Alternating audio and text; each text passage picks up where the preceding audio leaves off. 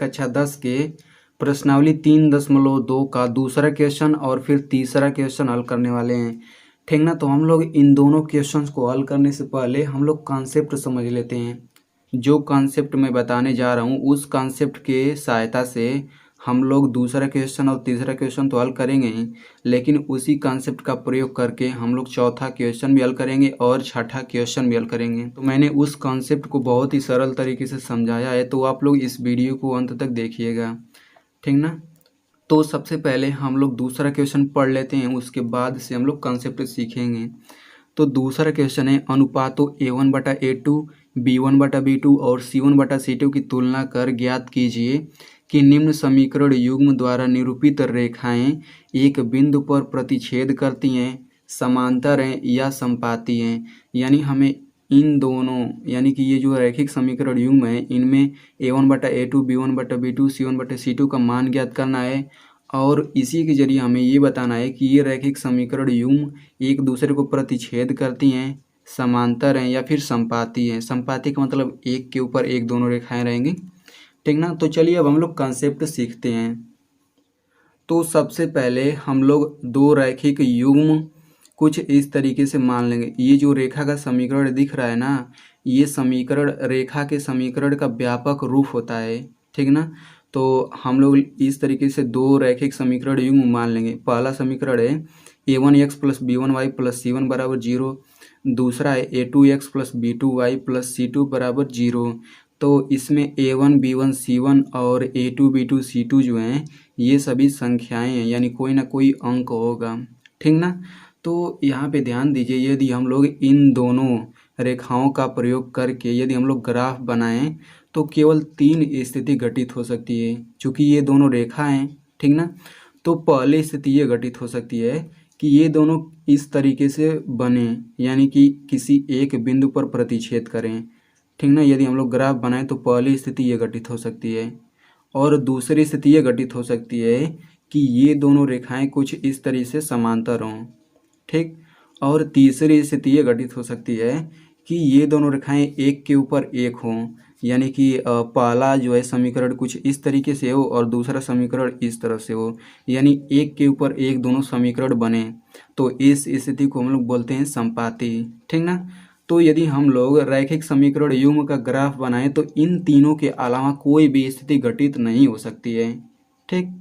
तो यदि हमें इन दोनों का बिना ग्राफ बनाए यदि ये पता करना है कि क्या ये प्रतिच्छेद करती हैं, क्या ये समांतर हैं या फिर क्या ये समपाती हैं, तो हम लोग बिना ग्राफ बनाए भी पता कर सकते हैं।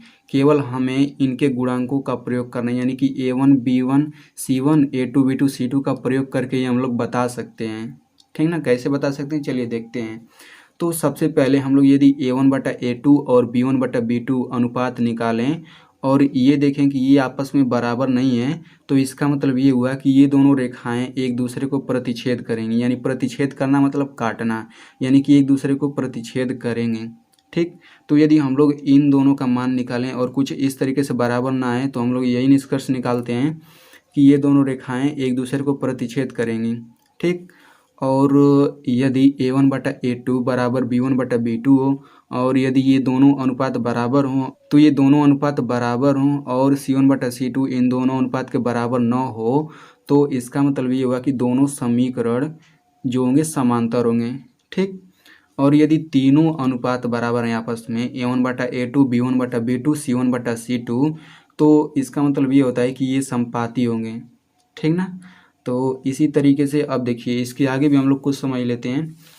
तो हमने पहले क्वेश्चन में पढ़ा था कि ये दोनों रेखाएं जिस बिंदु पर काटती हैं वो इसका हल होता है। ठीक। तो यहाँ पे केवल एक बिंदु पर प्रतिच्छेद करती है तो इसका केवल एक हल होगा। ठीक ना। तो इसका केवल एक हल होगा और केवल जब एक हल होता है तो उसे हम लोग बोलते हैं अद्वितीय, यानी कि इसके समान और कोई दूसरा उपस्थित नहीं होगा, केवल एक ही हल होगा। ठीक ना। अब देखिए, चूंकि ये दोनों रेखाएं एक दूसरे को कहीं पर भी प्रतिच्छेद नहीं करेंगी क्योंकि ये दोनों समांतर हैं, तो जब ये दोनों एक दूसरे को प्रतिच्छेद ही नहीं करेंगे तो इसका मतलब इसका कोई हल नहीं होगा, तो इसका कोई हल नहीं होता है। ठीक ना। और यहाँ पे देखिए, जब ये दोनों रेखाएं एक के ऊपर एक हैं तो यहाँ पे अगर यहाँ पे देखें हम लोग, तो यहाँ पर भी दोनों रेखाएं प्रतिच्छेद करती हैं। इस बिंदु पर भी देखा जाए, यहाँ पर भी दोनों प्रतिच्छेद करती हैं। इस बिंदु पर देखा जाए तो यहाँ पे भी प्रतिच्छेद करती हैं। यानी कि इन हर एक बिंदु पर ये दोनों रेखाएं प्रतिच्छेद करती हैं। तो इसका मतलब यही होता है कि इसके अनंत हल होंगे, यानी कि अनेक रूप से हल होंगे। ठीक ना, इसका केवल एक दो हल नहीं होगा बल्कि अनंत रूप से हल होगा। तो आई होप आपको इतना समझ में आ रहा होगा।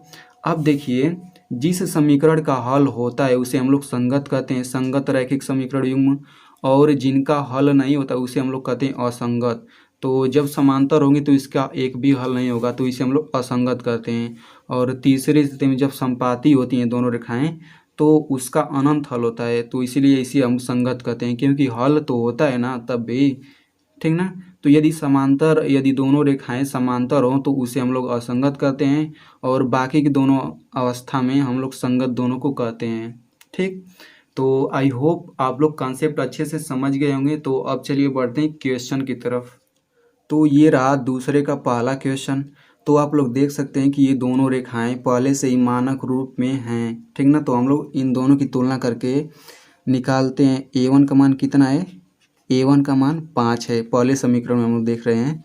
और B1 का मान कितना है, B1 का मान -4 है।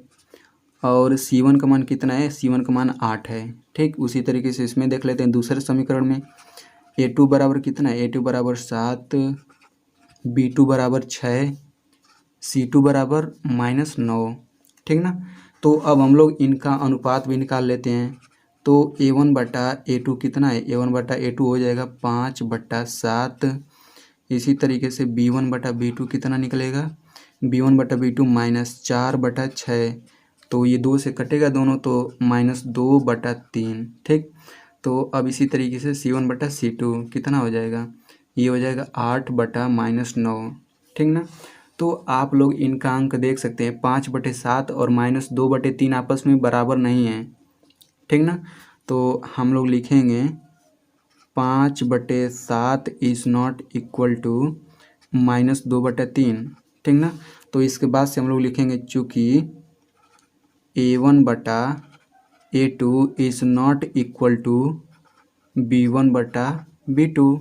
जब ये दोनों आपस में बराबर नहीं हैं तो इसके बाद लिखेंगे इसलिए यह रैखिक समीकरण युग्म एक बिंदु पर प्रतिच्छेद करती हैं, क्योंकि हमने यही नहीं पढ़ा था कि यदि A1 बटे A2 is not equal to B1 बटा B2 हो तो ये दोनों रेखाएं एक दूसरे को प्रतिच्छेद करती हैं। तो इस तरीके से पहला क्वेश्चन हल हो गया। तो चलिए अब हम लोग दूसरा क्वेश्चन हल कर लेते हैं। तो इस क्वेश्चन में A1 का मान कितना है, A1 का मान है 9, और B1 का मान कितना है, B1 का मान है 3, C1 का मान 12। तो इसी तरीके से A2 का मान कितना है 18, B2 का मान है 6, C2 का मान है 24। अब हम लोग इनका अनुपात निकालते हैं। तो A1 बटा A2 का मान हो जाएगा 9/18। ये किसके बराबर होता है, ये होता है 1/2 के बराबर। 9 एकम 9, 9 दूनी 18। इसी तरीके से B1 बटा B2 का मान क्या होगा, B1 बटा B2 का मान हो जाएगा 3/6, 3 एकम 3, 3 दूना 6। और C1 बटा C2 का मान हो जाएगा 12/24, 12 एकम 12, 12 दूना 24।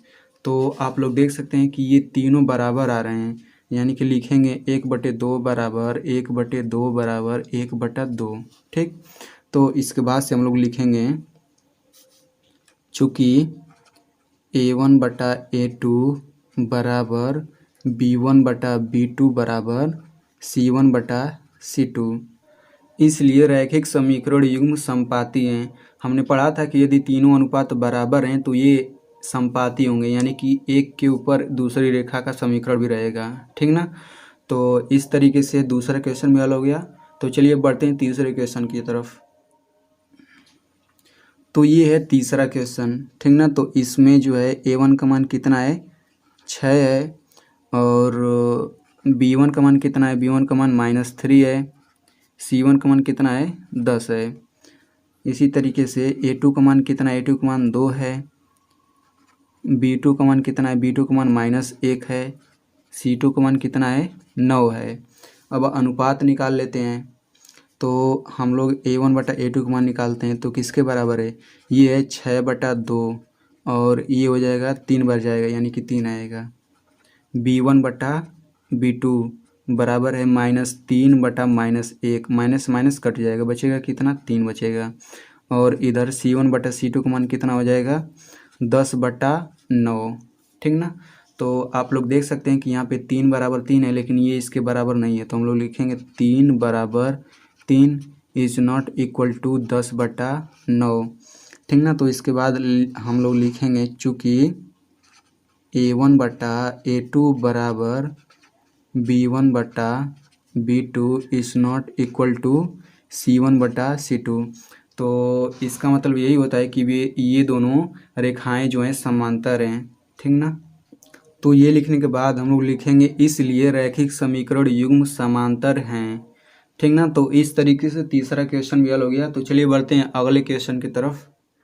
तो तीसरा क्वेश्चन है अनुपातों a1/a2, b1/b2 और c1/c2 की तुलना कर ज्ञात कीजिए कि निम्न रैखिक समीकरण के युग्म संगत हैं या असंगत हैं। तो मैंने आपको पहले ही बता दिया था कि यदि जो है रेखाएं एक दूसरे को प्रतिच्छेदित करती हैं उस समय इसका एक हल होगा और वे संगत होगी, ठीक ना। और यदि रेखाएं समांतर हैं तो उस समय इसका कोई हल नहीं होगा और उस समय असंगत कहलाता है, ठीक ना। और यदि रेखाएं संपाती हों तो उस समय अनंत हल होता है और उसे हम लोग संगत कहते हैं, ठीक ना। यानी कि अगर समीकरण का एक हल हो या फिर अनेक हल हो उस अवस्था में उन रैखिक समीकरण युग्म को संगत कहते हैं, और जब इनका एक भी हल नहीं होता है उस अवस्था में हम लोग इन्हें असंगत कहते हैं, ठीक ना। तो चलिए बढ़ते हैं क्वेश्चन की तरफ। तो तीसरे का पहला क्वेश्चन ये रहा, ठीक ना। तो इसे हम लोग सबसे पहले रैखिक समीकरण के व्यापक रूप में लिख लेते हैं, यानी कि दाहिने पक्ष में हम लोग 0 कर लेते हैं कुछ इस तरीके से। अब हम लोग तुलना करके a1 का मान कितना निकालेंगे, यहाँ से a1 का मान 3 हो जाएगा, ठीक। और b1 का मान कितना हो जाएगा 2, c1 का मान -5, इसी तरीके से a2 का मान कितना हो जाएगा 2, b2 का मान हो जाएगा -3, c2 का मान हो जाएगा -7। अब हम लोग अनुपात निकाल लेते हैं। तो a1/a2 बराबर हो जाएगा 3/2 और b1/b2 बराबर हो जाएगा 2/-3 और c1/c2 का मान हो जाएगा -5/-7। तो इसे लिख सकते हैं 5/7, माइनस से माइनस कट जाएगा, ठीक। तो आप लोग देख सकते हैं यहाँ पे 3/2 ये बराबर नहीं है -2/3 के, ठीक ना। तो हम लोग लिखेंगे इसके बाद चूँकि a1/a2 is not equal to b1/b2। तो जब ये दोनों अनुपात बराबर नहीं है तो इससे क्या होता है, इससे यही प्रतीत होता है कि ये दोनों रैखिक युग्म क्या हैं, प्रतिच्छेद करती हैं। तो हम लोग इसके बाद लिखेंगे इसलिए रेखाएं प्रतिच्छेद करती हैं, ठीक ना। तो जब प्रतिच्छेद करती हैं तो इसका एक जरूर हल होगा, ठीक ना। तो इसका मतलब ये संगत हो जाएगा। तो हम लोग लिखेंगे अतः रैखिक समीकरण युग्म संगत है, ठीक। तो इस तरीके से पहला क्वेश्चन हल हो गया। तो चलिए बढ़ते हैं दूसरे क्वेश्चन की तरफ। तो दूसरा क्वेश्चन ये है, तो सबसे पहले हम लोग इसे व्यापक रूप में लिख लेते हैं। अब a1 का मान कितना हो जाएगा, a1 का मान 2 और b1 का मान कितना हो जाएगा, b1 का मान -3, c1 का मान -8 हो जाएगा। इसी तरीके से a2 का मान हो जाएगा 4, b2 का मान हो जाएगा -6 और c2 का मान हो जाएगा -9, ठीक। तो अब हम लोग इनका अनुपात निकाल लेते हैं। तो a1/a2 बराबर हो जाएगा 2/4 और ये बराबर होता है 1/2 के, ठीक ना। तो इसी तरीके से b1/b2 का मान हो जाएगा -3/-6, तो माइनस माइनस कट गया और 3 एकम 3, 3 दूना 6 और c1/c2 का मान हो जाएगा -8/-9, माइनस माइनस कट जाएगा 8/9। तो यहाँ पे आप लोग देख सकते हैं कि 1/2 बराबर 1/2 है, लेकिन ये दोनों बराबर नहीं है किसके, 8/9 के। तो हम लोग लिखेंगे चूँकि a1/a2 बराबर b1/b2 is not equal to c1/c2। तो इस अवस्था में क्या होता है कि दोनों रेखाएं जो होती हैं समांतर होती हैं। तो इसके बाद से हम लोग लिखेंगे इसलिए रेखाएं समांतर हैं, और जब समांतर हैं तो इसका कोई भी हल नहीं होगा। तो हम लोग लिखेंगे अतः रैखिक समीकरण युग्म असंगत हैं। ठीक ना। तो इस तरीके से दूसरा क्वेश्चन भी हल हो गया। चलिए बढ़ते हैं तीसरे क्वेश्चन की तरफ। तो ये तीसरा क्वेश्चन, ठीक ना। तो इसे हम लोग कुछ इस रूप में सबसे पहले लिखेंगे, फिर a1 का मान निकालेंगे कितना 3/2, और b1 का मान हो जाएगा 5/3, c1 का मान हो जाएगा -7। ठीक ना। इसी तरीके से a2 का मान हो जाएगा 9, b2 का मान हो जाएगा -10, c2 का मान हो जाएगा -14। ठीक ना। तो अब हम लोग इसके बाद अनुपात निकाल लेते हैं। तो a1/a2 का मान कितना हो जाएगा, a1 का मान है 3/2 और पूरे का बटा 9। ठीक। तो इसे हल कर लेते हैं। तो ये हो जाएगा 3/2 गुणा 1/9। इसे हम लोग इसे लिख सकते हैं 9/1, और ये गुणा होगा तो 1/9 हो जाएगा इस तरीके से। ठीक ना। तो इसे हल करते हैं। तो 3 त्रिका 9, ये हो जाएगा 1/6। ठीक। अब बात करते हैं इसका b1/b2 का मान। तो b1/b2 का मान हो जाएगा 5/3, इसे मैं डायरेक्ट लिख लेता हूँ, गुणा 1/-10। ठीक ना। तो 5 एकम 5, 5 दूना 10, तो ये हो जाएगा -1/6। और अगर हम लोग c1/c2 का मान निकालते हैं तो ये हो जाएगा -7/-14, माइनस माइनस कट जाएगा, बचेगा कितना 1/2। तो आप लोग देख सकते हैं कि यहाँ पे 1/6 जो है बराबर नहीं है -1/6 के। तो हम लोग लिखेंगे चूँकि a1/a2 is not equal to b1/b2। इसका मतलब रेखाएं प्रतिच्छेद करेंगी, तो इसके बाद हम लिखेंगे, इसलिए रेखाएं प्रतिच्छेद करती हैं। जब प्रतिच्छेद करती हैं तो इसका हल होगा अतः रैखिक समीकरण युग्म संगत हैं। तो इस तरीके से तीसरा क्वेश्चन भी हल हो गया। चलिए बढ़ते हैं अगले क्वेश्चन की तरफ। तो चौथा क्वेश्चन ये है, ठीक ना। तो इसे भी सबसे पहले हम लोग इस रूप में लिख लेते हैं। तो a1 का मान हो जाएगा, a1 का मान 5, b1 का मान -3, c1 का मान -11, a2 का मान हो जाएगा -10, b2 का मान हो जाएगा 6, c2 का मान हो जाएगा 22। अब अनुपात निकाल लेते हैं। तो a1/a2 का मान हो जाएगा 5/-10, यानी कि -1/2, और b1/b2 का मान हो जाएगा -3/6, तो ये भी हो जाएगा -1/2। ठीक ना। और यदि c1/c2 का मान निकाला जाए तो -11/22, तो ये भी -1/2 के बराबर आ रहा है। ठीक ना। तो हम लोग लिखेंगे -1/2 बराबर -1/2 बराबर -1/2। जब आपस में ये तीनों बराबर हैं तो इसके बाद से लिखेंगे चूँकि a1/a2 बराबर b1/b2 बराबर c1/c2। जब ये तीनों अनुपात आपस में बराबर हैं तो इसका मतलब ये है कि ये तीनों समपाती हैं। ठीक ना। तो इसके बाद से हम लोग लिखेंगे, इसलिए रेखाएं समपाती हैं। जब समपाती है तब भी इसका अनेक रूप से हल होंगे, इसलिए अतः रैखिक समीकरण युग्म संगत हैं। तो इस तरीके से चौथा क्वेश्चन भी हल हो गया। तो चलिए बढ़ते हैं अगले क्वेश्चन की तरफ। तो ये है लास्ट क्वेश्चन। तो इसमें a1 बराबर है 4/3, b1 बराबर है 2, c1 बराबर है -8, और a2 बराबर है 2, b2 बराबर हो जाएगा 3, और c2 बराबर हो जाएगा -12। अब हम लोग अनुपात निकाल लेते हैं।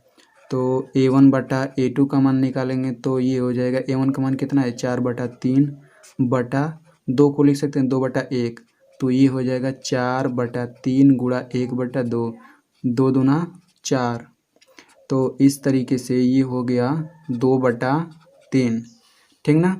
और b1/b2 का मान हो जाएगा, b1 का मान 2 है, b2 का मान कितना है 3, 2/3। और इसी तरीके से c1/c2 का मान हो जाएगा -8/-12। ये माइनस माइनस कट जाएगा और दोनों 4 से कटेंगे, 4 दूना 8, 4 तियाँ 12। देखिए ये भी 2/3 के बराबर आ रहा है।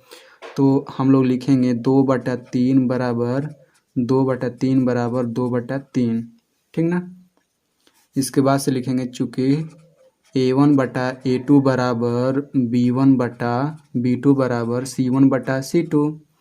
तो जब तीनों बराबर हैं तो इसका मतलब ये समपाती हैं, तो इसके बाद से हम लोग लिखेंगे इसलिए रेखाएं समपाती हैं, अतः रैखिक समीकरण युग्म